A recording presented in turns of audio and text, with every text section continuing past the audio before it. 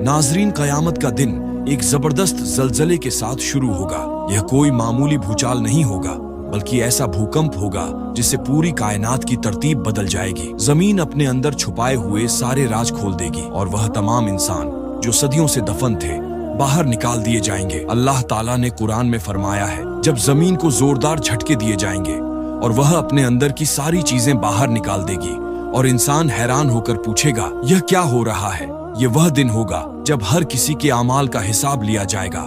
हर इंसान अपने किए हुए अच्छे और बुरे कामों को अपने सामने पाएगा। हर छोटे बड़े अमल को तौला जाएगा और इंसान के पास न कोई झूठ बोलने का मौका होगा, न कोई बहाना बनाने का। आमाल का हिसाब, इंसान की किस्मत का फैसला। उस दिन अल्लाह इंसान के अमाल को तौलने के लिए एक मिजान कायम करेगा।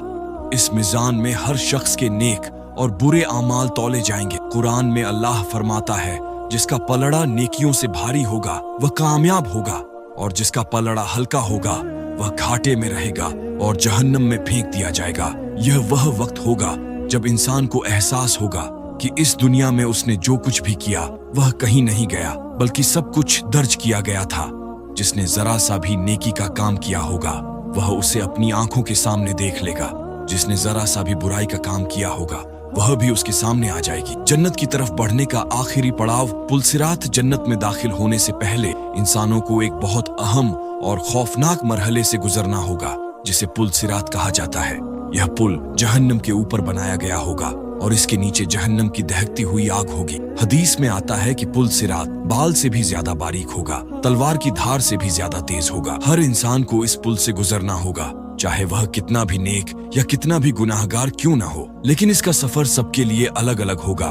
रसूलुल्लाह सल्लल्लाहु अलैहि वसल्लम ने फरमाया कि लोग अपने आमाल के मुताबिक पुल सिरात को पार करेंगे। कुछ लोग पलक झपकते ही पुल पार कर जाएंगे, कुछ बिजली की तरह तेजी से दौड़ेंगे, कुछ तेज हवा की तरह गुजरेंगे, कुछ लोग दौड़ते हुए, कुछ चलते हुए और कुछ खिसटते हुए पार करेंगे। मगर कुछ ऐसे भी होंगे जो फिसलकर जहन्नम में गिर जाएंगे। पुल सिरात के नीचे जहन्नम की भयानक आग होगी और जहन्नम के फरिश्ते गुनाहगारों को पकड़कर नीचे खींच लेंगे। यह एक ऐसा मंजर होगा जिसे सोचकर भी रूह कांप उठे।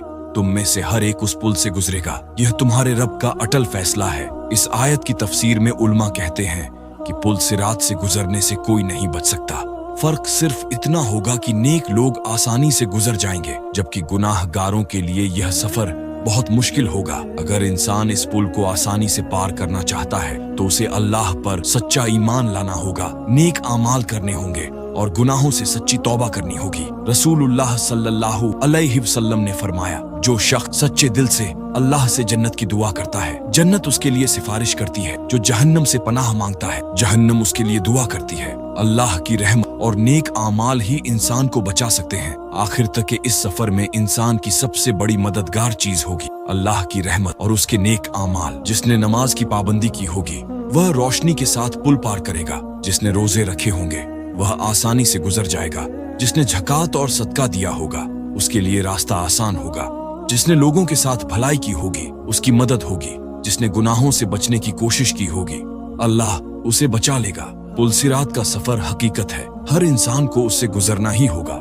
यह सफर आसान या मुश्किल दोनों हो सकता है। यह पूरी तरह हमारे आमाल पर निर्भर करता है। इसलिए हमें आज ही अपने आमाल सुधारने चाहिए, अल्लाह की तरफ लौटना चाहिए और नेकियों की राह पर चलना चाहिए, क्योंकि आज जो रास्ता हम चुनेंगे वही कल हमारे पुल सिरात का फैसला करेगा।